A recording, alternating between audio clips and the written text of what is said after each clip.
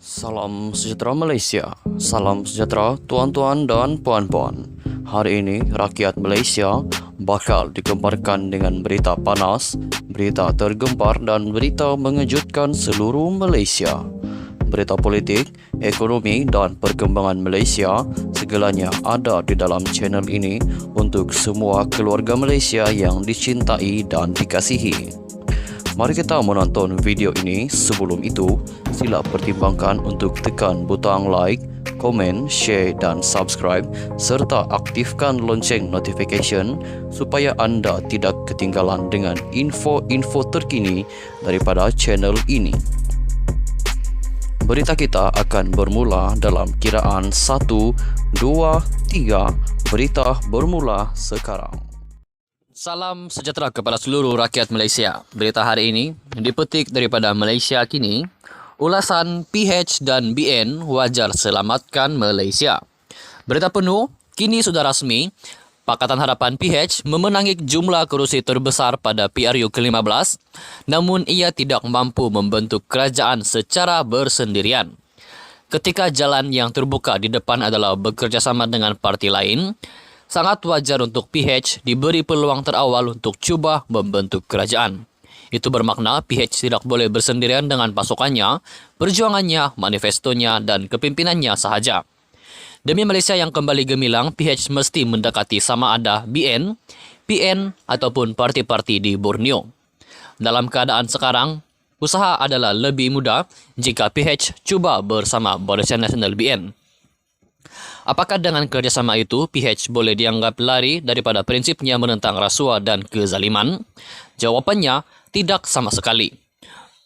Perjuangan itu masih boleh, malah mesti diteruskan.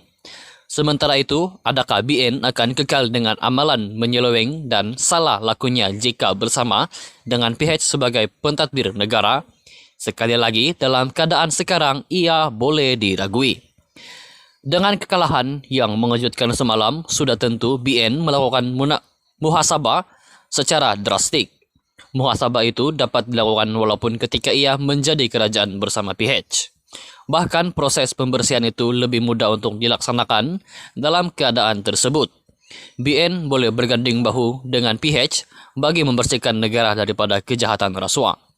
Kepentingan lain yang tidak kurang mustahak diharapkan daripada kerjasama PH dan BN ialah untuk menyelamatkan negara daripada pemikiran ekstrim agama.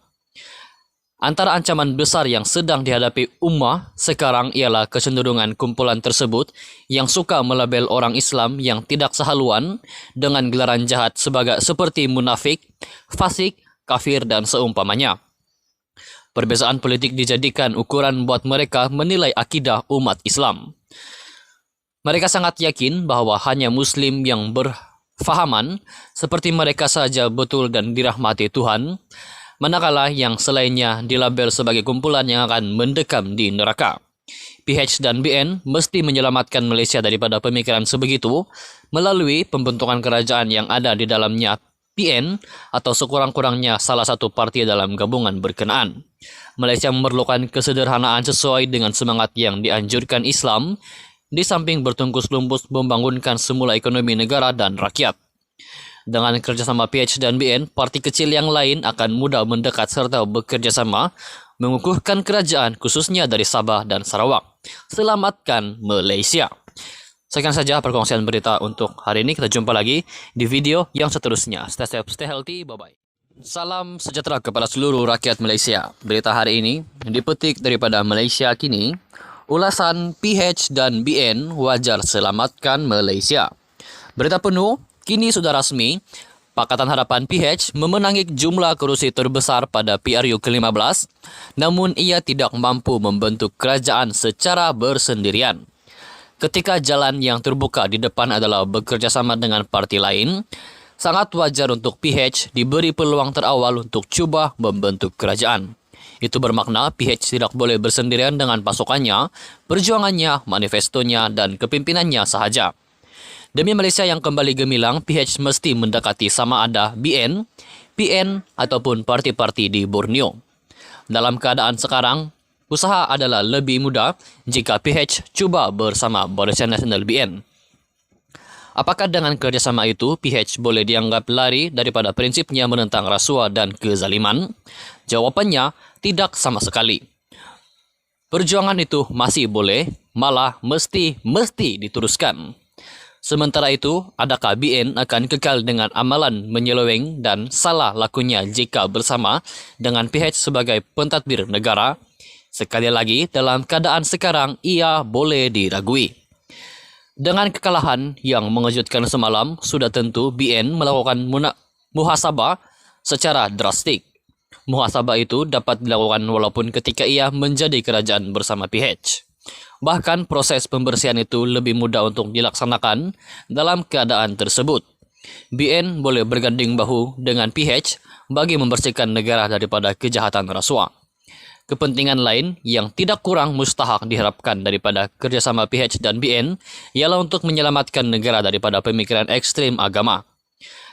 Antara ancaman besar yang sedang dihadapi ummah sekarang ialah kecenderungan kumpulan tersebut yang suka melabel orang Islam yang tidak sehaluan dengan gelaran jahat seperti munafik, fasik, kafir dan seumpamanya.